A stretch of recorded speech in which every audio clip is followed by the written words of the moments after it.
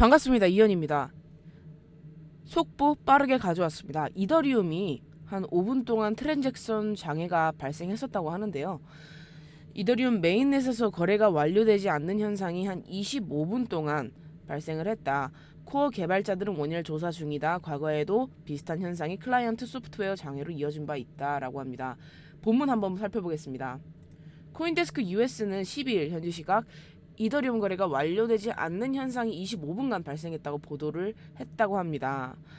이게 25분 동안 이용자들한테는 트랜잭션이 이루어지는 것처럼 보였지만 실제로는 기능 이상으로 간섭 현상이 일어날 가능성이 있었던 것으로 알려졌다고 합니다. 개발자들도 이 같은 현상이 있었다고 확인을 했으며 원인 조사 뒤에 결과를 커뮤니티에 공개하겠다고 밝혔다고 합니다. 네, 금방 수습됐다고는 하지만 보안이 생명인 이 암호화폐에서는 약간 치명적일 수 있다고 보이는데요. 게다가 좋지 않은 게 여러 개로 겹치고 있습니다. 글로벌 위험 회피 성향과 달리 달러 강세의 11달러 원 환율이 단기 박스권 상단 쪽을 향하고 이제 올라갔다고 하는데요. 이게 무슨 말이냐 하면 미국 주간 신규 실업수당 청구 건수가 1년 반 만에 최고치로 올랐다고 합니다. 그래서 미국 경제 침체 우려를 키우고 이로 인해서 위험 회피 성향이 또 발동을 해서 안전자산인 달러로 사람들이 자산을 옮겨가고 그러다 보니까 달러가 올라가겠죠. 달러와 비트코인은 반대되는 성향을 가지고 있습니다.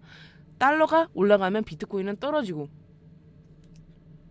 게다가 이더리움 먹통 현상까지 발생을 하고 그래서 장에 그렇게 큰 영향을 미칠 것 같지는 않습니다. 제가 어제 말씀드렸다시피 어제 CPI 지수가 생각보다 낮게 나와서 시장이 살짝 좋아하다가 혼조세를 거치고 있다. 이걸 어떻게 시장이 받아들이는지 다들 헷갈려 하는 것 같다. 그러니까 시장 참여자들이 이게 좋은 건지 안 좋은 건지 헷갈려 한다라고 말씀을 드렸습니다. 근데 여기 보시면 뉴욕 금융시장은 물가 부담을 덜어내는데 초점을 맞추기보다는 경기 침체, 지역은행 유동성 불안, 미국 부채 한도 협상 불확실성 등을 주목하면서 리스크 회피 심리를 키웠다라고 합니다. 네, CPI가 예상보다 하회해서 살짝 오르긴 했지만 그게 초점이 아니라 물가 부담 초점이 아니라 경기 침체나 또 다른 리스크 같은 부분에 시선을 돌렸다고 합니다. 이게 사실 호재가 터지든 악재가 터지든 결국엔 시장 참여자들이 어떻게 해석을 하느냐가 중요한 것이기 때문에 이걸 어떤 식으로 해석하느냐가 상당히 중요할 것 같습니다. 그래서 막 CPI가 만약에 예상보다 하회했다라는 뉴스가 바로 나오자마자 막 이거 무조건 호재다 라고 무조건 매수다 이런 식으로 생각을 하시면 절대로 안 됩니다. 왜냐하면 사람마다 그걸 받아들이는 게 다 다르고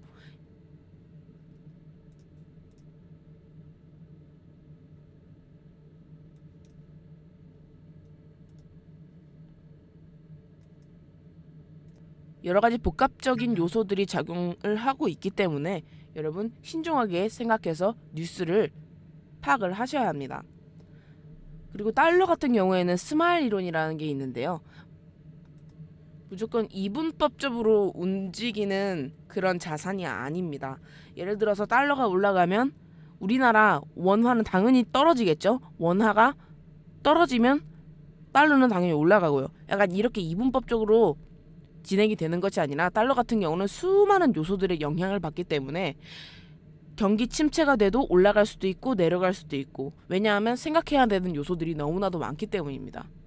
하지만 비트코인은 웬만하면 달러와 반대되는 성향을 가지고 있다고 볼 수 있고 저번에는 잠시 동안 사람들이 비트코인을 안전자산으로 여기고 달러가 더 이상 안전자산이 아니다라고 여겼다가 또 다시 또 안전자산으로 여겨지고 그렇기 때문에 경제 상황만 봐서는 우리가 투자하기가 상당히 어렵습니다. 우리는 차트를 같이 봐야 하기 때문에 이 내용 가지고 차트도 같이 한번 보겠습니다. 이더리움 차트 보도록 하겠습니다. 어제 피보나치 펜라인 저점과 고점 연결해서 아직 하방 압력 약간 남아있다. 아래 부분이 조금 남아있다라고 말씀을 드렸었는데 아니나 다를까 지금 이 피보나치 펜라인 이 초록 색깔 선을 밑으로 하향 돌파하고 있는 모습입니다.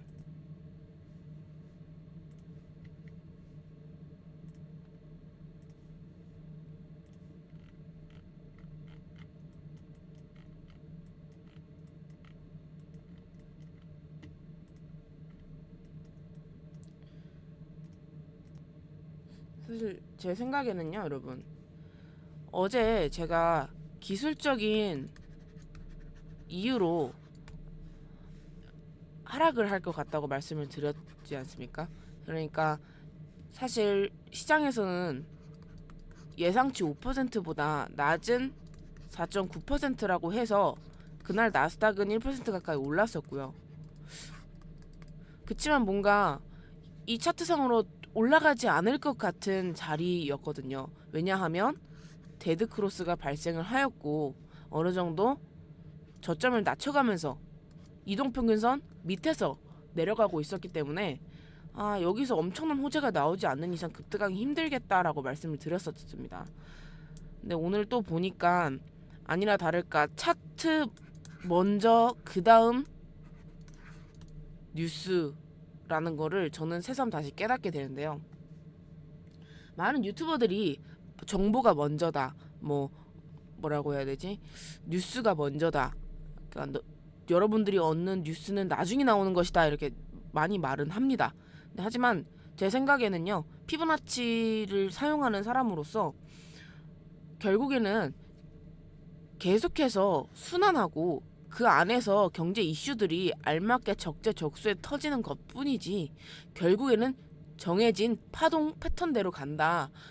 저는 이렇게 생각합니다.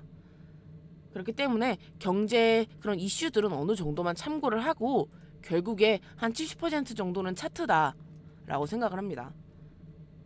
제가 항상 분석을 하면서 신기한 게 제가 이 부분이 중요한 지점으로 보인다. 여기서 반등 나오면 참 좋겠다라고 생각을 할 때 딱 이런 구간에서 호재가 터집니다.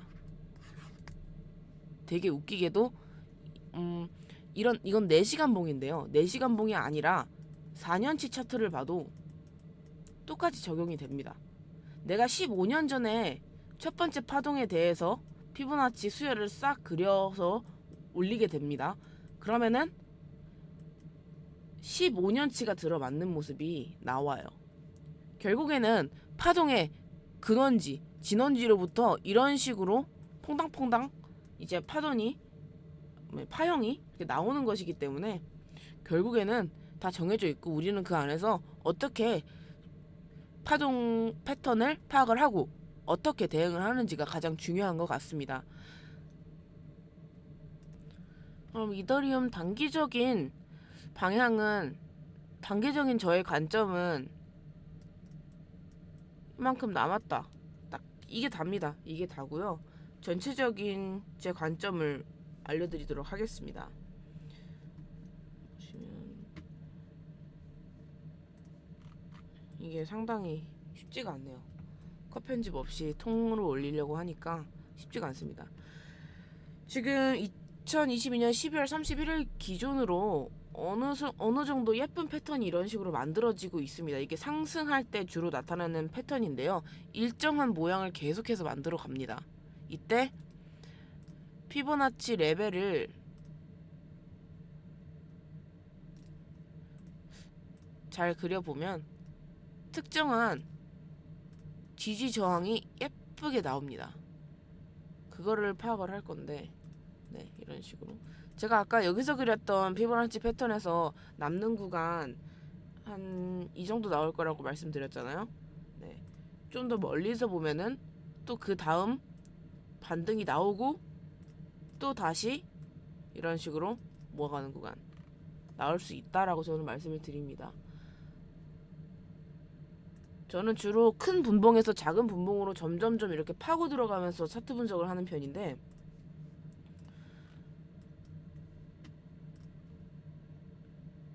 왜냐하면 큰 분봉에서 보면 전체적인 이런 거시적인 관점이 나오게 되고 제가 거기서 지지 저항을 파악하고 내가 여기서 정확한 매수 타점을 가져갈 수 있기 때문인데요. 지금 보시면 지지선이 초록 색깔 이렇게 하나 둘 세 개 나오는데 그래서 만약에 여기서 밑에서 잡고 싶다 하시는 분들은 한 이쯤에서 이렇게 분할로 들어가셔도 나쁘지 않을 것 같습니다. 어차피 이 영상에서는 제가 광고나 전화번 같은 거 다 빼고 그냥 여러분들이랑 제 관점 나누려고 영상 찍는 것이기 때문에 영상 뒷부분까지 본 분들만 보시라고 제가 알려드리는 겁니다. 네. 여기 한 223만원, 230만원 이 구간에서 알트코인도 잘 잡아보시면 수익 가능할 것 같습니다, 여러분. 보시고 만약에 마음에 드셨다 하시는 분들은 구독, 좋아요, 알림 설정 꼭 한 번만 눌러주시고요. 네, 시간 나시면 댓글도 한 번씩 부탁드리겠습니다. 다양한 관점들을 알아보는 것도 좋고 뭐 여러분들의 피드백도 좋으니까요. 네, 자유롭게 남겨주시면 될 것 같습니다. 감사합니다. 이현이었습니다.